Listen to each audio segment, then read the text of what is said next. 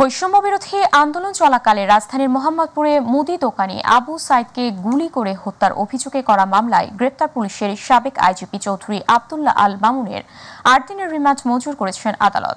সকালে ঢাকার metropolitan magistrate Akhtaruzzaman এই আদেশ দেন। এদিন সকাল ৬টা৪৫ তাকে আদালতে আনা হয়। মামলার সুষ্ঠু তদন্তের জন্য তাকে ১০ দিনের রিমান্ডে নিতে আবেদন করে পুলিশ। এদিকে রাজধানীর নিউ মার্কেট এলাকায় ব্যবসায়ী আব্দুল ওয়াদুদকে গুলি করে হত্যার অভিযোগে করা মামলায় গ্রেপ্তার পুলিশের সাবেক মহাপরিদর্শক AKM শহীদুল হকের ৭ দিনের রিমান্ড মঞ্জুর করেছেন একই আদালত। তারও ১০ দিনের রিমান্ড চেয়েছিল পুলিশ।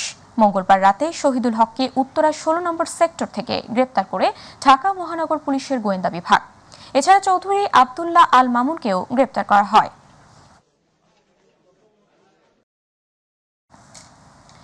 ঢাকা জেলার অতিরিক্ত পুলিশ সুপার আব্দুল্লাহিল কাফিকে হাজারীবাগ থানার অপহরণ মামলায় ৮ দিনের রিমান্ড মঞ্জুর করেছেন আদালত। সকাল ৬টা থেকে ৬টা৪৫ আদালতে আনা হয়। এ সময় মামলার সুষ্ঠু তদন্তের স্বার্থে তাকে ১০ দিনের রিমান্ডে নিতে আবেদন করে পুলিশ। শুনানি শেষে ঢাকার মেট্রোপলিটন ম্যাজিস্ট্রেট আখতারুজ্জামান ৮ দিনের রিমান্ডের আদেশ দেন। এর আগে সোমবার কাফির বিরুদ্ধে মরদেহ পুড়িয়ে ফেলার অভিযোগে আশুলিয়া থানায় একটি মামলা এবং হাজারীবাগ থানায় একটি মামলা হয়েছে। সোমবার বিমানবন্দর থেকে ডিবি পুলিশ কাফিকে আটক করে। গত ৫ আগস্ট ঢাকার আশুলিয়ায় ছাত্র জনতাকে হত্যার পর আগুনে পুড়িয়ে ফেলার ঘটনায় সংশ্লিষ্ট থাকার অভিযোগ রয়েছে তার বিরুদ্ধে।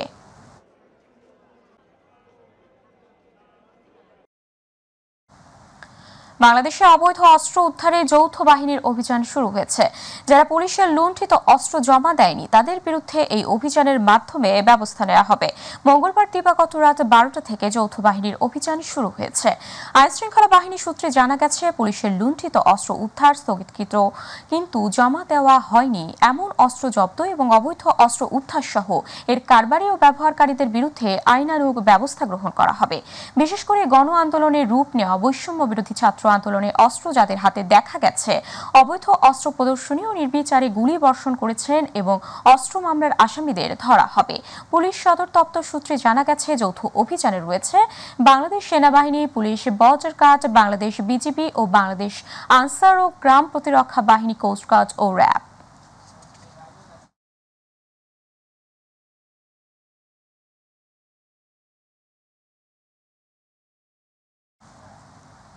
দর্শক, ঢাকা বিশ্ববিদ্যালয়ের ছাত্র শিক্ষক কেন্দ্র TSC-তে সংবাদ সম্মেলন করবে বৈষম্য বিরোধী ছাত্র আন্দোলন। তো সেখানে যুক্ত আছেন আমাদের সহকর্মী আবু সাইদ অপু, সরাসরি যুক্ত হচ্ছি তার সাথে। অপু, আপনার কাছ থেকে জানতে চাচ্ছি যে সংবাদ সম্মেলনের বিষয়ে কি তথ্য আছে আপনার কাছে, জানাবেন আমাদের।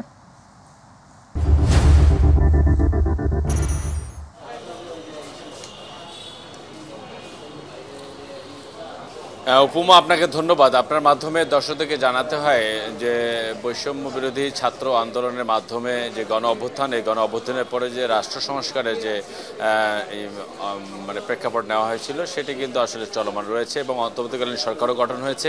এর পাশাপাশি কিন্তু প্রাকৃতিক দুর্যোগ, যেটা আসলে বন্যা পরিস্থিতি মোকাবেলার ক্ষেত্রে কিন্তু ছাত্র এবং শিক্ষার্থীরা যারা বৈষম্য বিরোধী আন্দোলনে যারা সম্পৃক্ত ছিলেন তারা কিন্তু সবসময় এই বন্যা দুর্গত মানুষের জন্য সর্বাত্মক চেষ্টা করেছেন। এবং আমরা TSC-তে এসে দেখতে পেরেছি যে বন্যার যে ত্রাণ যে সামগ্রী যে সংগ্রহ করার কথা সেটি কিন্তু আপাতত বন্ধ রাখা হয়েছে। যারা যারা ব্যক্তিগত উদ্যোগে তারা ত্রাণ দিচ্ছেন। তবে এর ধারাবাহিকতায় পরবর্তীতে আসলে বৈষম্য বিরোধী ছাত্র আন্দোলনের কর্মসূচি কী হবে সেটা নিয়ে কিন্তু আজকে ঠিক একটা সময় আনুষ্ঠানিকভাবে একটি বৈঠক করার কথা রয়েছে। আমরা কিছুক্ষণ আগে মানে এই TSC-র যে মানে শিক্ষক ছাত্র যে কনফারেন্স রুমের ভেতরে আমরা গিয়েছিলাম, সেখানে গিয়ে দেখেছি যে বৈষম্য বিরোধী ছাত্র আন্দোলনের অন্যতম সমন্বয়কারী সার্জিস আলম এবং আব্দুল হাসান সহ আর অন্য অনেক সমন্বয়কারী রয়েছেন। তারা আসলে বৈঠক করছেন এবং পরবর্তীতে এই ছাত্রদের বৈঠকের রূপরেখা কী হবে, পরবর্তী পরিকল্পনা মানে কী হবে এবং রাষ্ট্র পরিচালনার ক্ষেত্রে তাদের ভূমিকা কতটুকু থাকবে, অর্থাৎ সার্বিক বিষয় নিয়ে এখন ভেতরে আলোচনা চলছে। যেহেতু তাদের একটা অভ্যন্তরীণ বৈঠক এবং বৈঠকের পরে কিন্তু আসলে আমাদের এই গণমাধ্যম কর্মীদের সাথে এসে কথা বলবেন এবং তখনই আসলে আমরা নিশ্চিত হতে পারবো যে তাদের মধ্যে কী আলোচনা হয়েছে এবং পরবর্তীতে তাদের রূপরেখাটা কী এবং বৈষম্যবিরোধী ছাত্র আন্দোলন যে লক্ষ্য উদ্দেশ্য নিয়ে যে আন্দোলন করেছিলেন সেই আন্দোলনের ফসল হিসেবে আগামীতে তারা কিভাবে মানে সামনের দিকে মানে এগিয়ে যাবেন। অর্থাৎ সবকিছু মিলে TSC থেকে এই ছিল আমার কাছে এখনকার মতো সর্বশেষ পরিস্থিতি।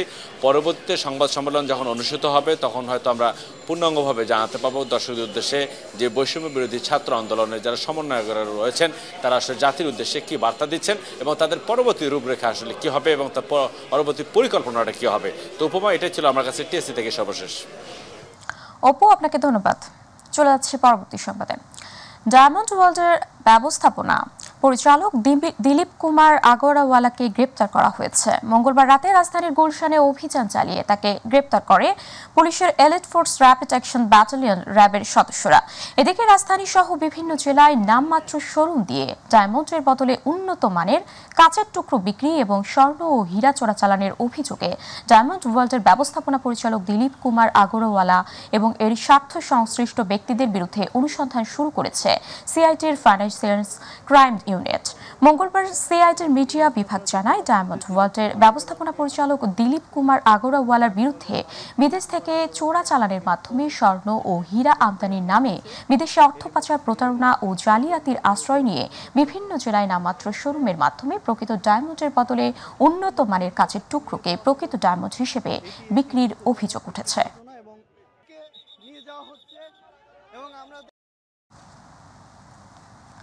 ডেঙ্গু আক্রান্ত হয়ে আরও একজনের মৃত্যু হয়েছে বলে জানিয়েছে স্বাস্থ্য অধিদপ্তর।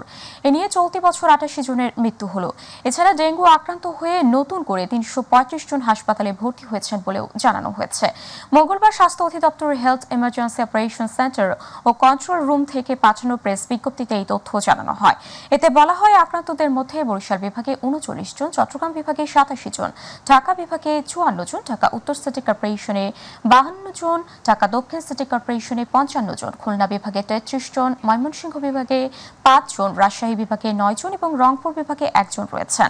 চলতি বছরের ২ সেপ্টেম্বর পর্যন্ত দেশে ডেঙ্গু আক্রান্ত হয়েছেন ১৩,৯৪৩ জন।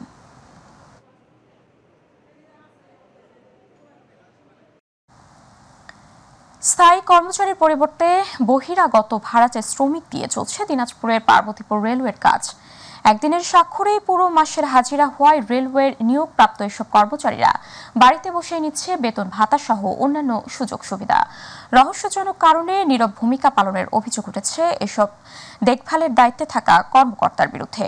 তবে এ বিষয়ে প্রয়োজনীয় ব্যবস্থা নেওয়ার কথা জানিয়েছেন সংশ্লিষ্ট ঊর্ধ্বতন কর্তৃপক্ষ। প্রতিনিধি আব্দুল্লাহ আল মামুনের প্রতিবেদনে বিস্তারিত জানাচ্ছেন জুবাইর রহমান। রেলের শহর হিসেবে পরিচিত ৪ লাইনের জংশন খ্যাত দিনাজপুরের পার্বতীপুর বাংলাদেশ রেলের বিভিন্ন দপ্তরের মধ্যে অন্যতম গুরুত্বপূর্ণ হিসেবে পরিচিত ঊর্ধ্বতন উপসহকারী প্রকৌশলী পথ দপ্তর। সৈয়দপুর থেকে বিরামপুর পর্যন্ত ডুয়েল গেজ লাইনের রেল যোগাযোগ স্বাভাবিক রাখতে ১২টি দলে বিভক্ত হয়ে কাজ করেন এ দপ্তরের কর্মকর্তা কর্মচারীরা। আর এসব দলকে রেলের ভাষায় বলা হয় গ্যাং। প্রতিটি গ্যাংয়ের একজন চাবিওয়ালা ও ৯ জন ওয়েম্যানকে নিয়ন্ত্রণ করেন গ্যাং লিডার বা মিস্ত্রি। ঊর্ধ্বতন উপসহকারী প্রকৌশলী দপ্তরের অধীনে পার্বতীপুরে কর্মরত কর্মকর্তা কর্মচারীদের বিরুদ্ধে নানা অনিয়মের অভিযোগ উঠেছে। একদিনের স্বাক্ষরেই পুরো মাসের হাজিরা হওয়ায় দিনের পর দিন বাড়িতে বসে সরকারি সকল সুবিধা ভোগ করছেন রেলওয়ের নিয়োগপ্রাপ্ত কর্মচারীরা। আর চাকরির বিধিকে বৃদ্ধাঙ্গুলি দেখিয়ে কর্তৃপক্ষের নাকের ডগায় তাদের হয়ে কাজ করছেন বহিরাগত ভাড়াটে শ্রমিকরা।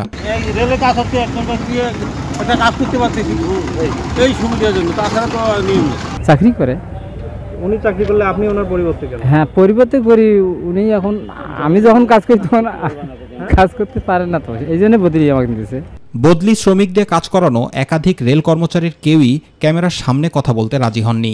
তবে মুঠোফোনে যোগাযোগ করা হলে বিষয়টি কর্তৃপক্ষ অবগত বলে জানান তারা। আমাদের ভালোভাবে ডিউটি করারই কথা, আমি করি আর আমার হাজবেন্ড করুক আর যাই করুক। এটা কি আপনার স্যার বলছে? আর ওরা বলে না, কিন্তু ওনারা জানে তো। বহিরাগত ভাড়াটে শ্রমিকের বিষয়টি অবগত থাকলেও অভিযুক্তদের বিরুদ্ধে ব্যবস্থা না নেওয়ার কারণ জানতে চাইলে কোনো সদুত্তর দিতে পারেননি এই কর্মকর্তা। পরিবর্তন লোক আছে সেটা জানে, উনিও আসে আর এটা হচ্ছে নিয়ম কতটুকু আছে এটাও সঠিক জানে না। যেহেতু আমি মহিলাকে পাচ্ছি, তার পরিবর্তন লোকও পাচ্ছি, সেহেতু ব্যবস্থা নেওয়ার কি আছে। এদিকে ঘটনা প্রমাণিত হলে অভিযুক্তদের বিরুদ্ধে কঠোর ব্যবস্থা নেওয়ার কথা জানিয়েছেন রেলের ঊর্ধ্বতন এ কর্মকর্তা। আমার পক্ষ থেকে দেওয়া নাই এবং এটা যদি সত্য হয় আর আপনি যদি আমাকে একটু কাইন্ডলি প্রুভ করে দিতে পারেন, আমি কঠোর ব্যবস্থা নেব। জুবাইর রহমান, মাই টিভি নিউজ। নোয়াখালীতে স্মরণকালের ভয়াবহ বন্যার পর জেলাতে খাদ্য সংকট, শিশু খাদ্য এবং ওষুধ সরবরাহের অভাব দেখা দিয়েছে। বেড়িবাঁধের কারণে পানি নামতে পারছে না বলেই এই জলাবদ্ধতা মনে করছে জেলার মানুষ। প্রতিনিধি ইসফাক আহমেদের রিপোর্ট জানাচ্ছেন নুসরাত শারমিন। গেল কয়েকদিন আগে নোয়াখালীতে টানা বর্ষণে জেলার ৯টি উপজেলা এবং ৮টি পৌরসভার ২১ লাখ মানুষ পানিবন্দী হয়ে পড়ে। জীবন বাঁচাতে আশ্রয় কেন্দ্রে আশ্রয় নেন স্থানীয় বাসিন্দারা। জলাবদ্ধতা দূরীকরণে ধানশালেক ইউনিয়নে অতি দ্রুত বেড়িবাঁধ কেটে দেওয়ার দাবিতে মানববন্ধন করেন স্থানীয় এলাকাবাসী এবং সেই সাথে জেলা প্রশাসকের দৃষ্টি আকর্ষণ করেন তারা। সরকার যদি আমাদের দিকে একটু সহযোগিতা করে, পানিগুলো নামার ব্যবস্থা করে, যদি পানি অতি দ্রুত নেমে যায় আমরা শিক্ষা ব্যবস্থা চালু করতে পারবো। জোরালো আবেদন সরকারের কাছে অতি দ্রুত আমরা পানি থেকে বাঁচতে পারি। ত্রাণ দেওয়ার পাশাপাশি পানি নিষ্কাশনে দ্রুত খাল খননের দাবি বন্যার্তদের। এরই সাথে বেড়িবাঁধ কেটে দেওয়ারও জোর দাবি জানান তারা। সবকিছু ভাঙি নিয়ে গেছে, মুই চলে গেছে, খেতের মুইয়ের গড়ের মুই নামি গেছে, শুধু খাটগিন ডুবি গেছে, আলমারির সাইড ট্যাগ ডুবি গেছে, আমরা কিছু বাঁচাইতে পারি না। আল্লাহ তাআলা আর এরগুলো উত্তর দেওয়ালাই গদুয়ার ঠিক করেন। বেড়িবাঁধের কারণে বন্যা এবং জলাবদ্ধতা সৃষ্টি হয়েছে উল্লেখ করে দ্রুত বন্যা নিরসনে প্রশাসন কাজ করবে বলে জানান এই কর্মকর্তা। নোয়াখালী শহরকে রক্ষার জন্য বাঁধ, সেই বাঁধটা আমরা চিন্তা করি কাটা যায় কিনা, সেটা কাটতে গেলে আবার দেখলাম সেটা আবার অন্যরকম সমস্যা সৃষ্টি হবে, সেটা আমরা কাটতেও পারতেছি না। ইতিমধ্যে আমাদের উপজেলা নির্বাহী অফিসার এবং পানির উপর আমরা ছোট ছোট ড্রেন করে দিচ্ছি, পানিগুলো দ্রুত সরে যায়। এই পানিগুলো দ্রুত সরে যাওয়ার জন্য অন্য যে বিকল্প সেটা আমরা করেছি। এবং যারা জলাবদ্ধতা হয়েছে, মানুষ কষ্টে আছে, আমাদের বিঘা মানুষ, তাদেরকে আমরা ইউএনও দেশের কথা বলেছি। এরকম একেবারে দরিদ্র যারা মানুষ আছে, তাদের খাবারের সমস্যা, তাদেরকে কিভাবে সাহায্য আমরা ইউএনও ইতিমধ্যে নির্দেশনা দিয়েছি। খাল খনন করলে জলাবদ্ধতা দূর হয়ে দ্রুতই জনজীবনে স্বস্তি নেমে আসবে বলে মনে করেন সংশ্লিষ্টরা। নুসরাত শারমিন, মাই টিভি। পদ্মায় পানি বাড়ার সাথে সাথে কুষ্টিয়ার দেখা দিয়েছে তীব্র নদী ভাঙন। জেলার মিরপুর ও ভেড়ামারা উপজেলার 4টি ইউনিয়নে ইতিমধ্যে নদীগর্ভে বিলীন হয়ে গেছে কয়েকশো বিঘা ফসলি জমি। হুমকির মুখে পড়েছে শিক্ষা প্রতিষ্ঠান, বসতভিটা সহ উত্তর ও দক্ষিণবঙ্গে যোগাযোগের একমাত্র কুষ্টিয়া পাবনা মহাসড়ক। ভাঙন প্রতিরোধে 1472 কোটি টাকা ব্যয়ে স্থায়ী প্রকল্প হাতে নেওয়া হয়েছে বলে জানিয়েছে পানি উন্নয়ন বোর্ড। প্রতিনিধি আব্দুর রাজ্জাক বাচ্চুর রিপোর্ট জানাচ্ছেন ইলিয়াস কমল। কুষ্টিয়ার মিরপুর উপজেলার তালবাড়িয়া, মির্জানগর, সাহেবনগর, খাদিমপুর, পার্শ্ববর্তী ভেড়ামারা উপজেলার মোসলেমপুর, টিকটিকিপাড়া সহ প্রায় 9 কিলোমিটার এলাকা জুড়ে প্রতি বছর পদ্মার করাল গ্রাসে বিলীন হচ্ছে আবাদি জমি। এবছরও এসব এলাকায় পদ্মার তীব্র ভাঙনে এরই মধ্যে কয়েকশো বিঘা ফসলি জমি নদীগর্ভে বিলীন হয়ে গেছে। মারাত্মক হুমকির মুখে পড়েছে বিভিন্ন শিক্ষা প্রতিষ্ঠান, মসজিদ, মাদ্রাসা, বসতভিটা সহ উত্তর ও দক্ষিণবঙ্গের মধ্যে যোগাযোগের একমাত্র রাস্তা কুষ্টিয়া পাবনা মহাসড়কটি। বর্তমানে নদী থেকে মাত্র 500 মিটার দূরত্বে এই মহাসড়কটি অবস্থান। এদিকে একমাত্র আয়ের উৎস ফসলি জমি হারিয়ে দিশেহারা কৃষকরা। নতুন করে বসতভিটা হারানোর আতঙ্কে দিন কাটছে তাদের। নদীর অবস্থা খুব খারাপ, ভয়ঙ্কর। এখানে একটা হাইওয়ে রোড আছে, সারা বাংলাদেশে গাড়ি চলে। এটা খুব সমস্যার ভিতরে, মোট 1/2 কিলো নাই। আমি খুব অসহায়, তার মানে আমাদের বাড়ি ভেঙে যাচ্ছে, বাড়ি খুব আমরা কষ্টের ভিতরে আছি। আমাদের নদী বহু দূর ছিল, চলে গেছে আমার বসত বাড়ি কোলে, আমরা ভয়তে অস্থির হয়ে যাচ্ছি। মির্জানগরে যে একটা কলেজ এবং বিশ্ব রোড এবং 4টি জেলা, 4টি ইউনিয়ন প্লাবিত হওয়ার খুবই আশঙ্কা। আর এই প্লাবিত হলে পরে প্রায় 30 লক্ষ লোক মানুষ বন্যা কবলিত হয়ে যাবে। সমস্যার স্থায়ী সমাধানের দাবিতে মানববন্ধন করেছে ভুক্তভোগীরা। জিও ব্যাগ দিয়ে আমাদের নদীটা যাতে সংস্কার আপাতত করতে পারে, এই জিও ব্যাগটা যদি দেওয়া হয় তাহলে আমাদের এই নদীটা এখন আপাতত ভাঙবে না। আমরা চাই এই গাংটা মেরামত করে শিশি ঢালাই দিয়ে কিংবা ব্লক দিয়ে এই গাংটা বাইরে দিলে সবচেয়ে ভালো হয়। ভাঙন রোধে স্থায়ী প্রকল্প হাতে নিয়েছে পানি উন্নয়ন বোর্ড। 1472 কোটি টাকা ব্যয়ে প্রকল্পের দ্রুতই কাজ শুরু করা হবে। টাকা জমা প্রদান করবে পারপোজ সিকিউরিটি, দেন তাদের সাথে আমরা চুক্তিবদ্ধ হব। তারপরে তাদের কাছে কার্যাদেশ প্রদান করলেই তারা মোবিলাইজেশনের কাজ শুরু হবে। তো ঠিকাদারকে আমরা মোবিলাইজেশন করার জন্য ইতিমধ্যে নির্দেশনা প্রদান করছি। তো তারা মৌখিকভাবে জানাইছে যেহেতু পানির মাত্রাটা বাড়ছে, তারা ম্যাটেরিয়ালস মজুদের কাজ চলমান আছে, তারা পানি কমলেই কাজ বাস্তবায়ন করে। ভারত ফারাক্কা বাঁধ খুলে দেওয়ায় পদ্মা নদীতে পানি বৃদ্ধি পাচ্ছে, তাই কোনো আশ্বাস নয়। নদী ভাঙন ঠেকাতে দ্রুত ব্যবস্থা নেওয়ার দাবি জানিয়েছে এলাকাবাসী। ইলিয়াস কমল, মাই টিভি। পাবনা শহরের কেন্দ্রীয় বাস টার্মিনাল এলাকায় দুর্বৃত্তদের ছুরিকাঘাতে মিলন হোসেন মধু ও মঞ্জু প্রামাণিক নামে দুইজন নিহত হয়েছেন। সকালে শহরের বাস টার্মিনালের হালিম হোটেলের সামনে এই ঘটনা ঘটে। নিহত মিলন হোসেন মধু পাবনা শহরের পূর্ব শালগাড়িয়ার মুজাহিদ ক্লাবের বাংলা বিড়ি গলির আরমান শেখের ছেলে এবং মঞ্জু প্রামাণিক পূর্ব রাঘবপুর এলাকার নূর আলীর ছেলে। মধু পরিবহনের চাঁদা তুলতেন আর মঞ্জু অটোরিকশা চালক। নিহতদের স্বজন ও হোটেল কর্মচারীদের সঙ্গে কথা বলে জানা গেছে, সকালে হোটেলে নাস্তা করতে গিয়েছিলেন মিলন ও মঞ্জু। হোটেলের সামনে গেলে কয়েকজন দুর্বৃত্ত তাদের ছুরিকাঘাত করেন। এ সময় তারা হোটেলের সামনে লুটিয়ে পড়েন। আশপাশের লোকজন তাদের উদ্ধার করে পাবনা জেনারেল হাসপাতালে নিয়ে গেলে কর্তব্যরত চিকিৎসক তাদের মৃত ঘোষণা করেন। পাবনা সদর থানার ভারপ্রাপ্ত কর্মকর্তা রওশন আলী জানান, দুটি মরদেহ উদ্ধার করা হয়েছে। পাকিস্তানকে প্রথমবারের মতো হোয়াইট ওয়াশ করায় বাংলাদেশ দলকে অভিনন্দন জানিয়েছেন রাষ্ট্রপতি মোহাম্মদ শাহাবুদ্দিন, অন্তর্বর্তী প্রধান উপদেষ্টা ডক্টর মোহাম্মদ ইউনুস সহ আরও অনেকে।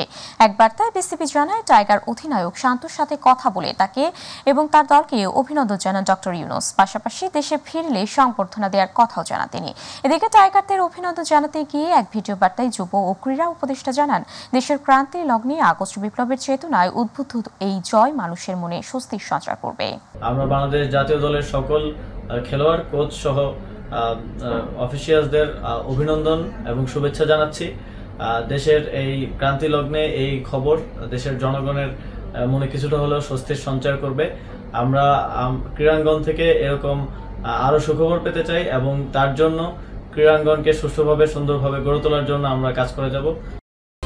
দর্শক, সাথে থাকার জন্য ধন্যবাদ। এছাড়াও ইউটিউবে মাই টিভি সংবাদ পেতে ভিজিট করুন youtube.com/mytvbd নিউজ এবং আমাদের অনুষ্ঠান দেখতে ভিজিট করুন youtube/mytvbangla, facebook/mytvbangla।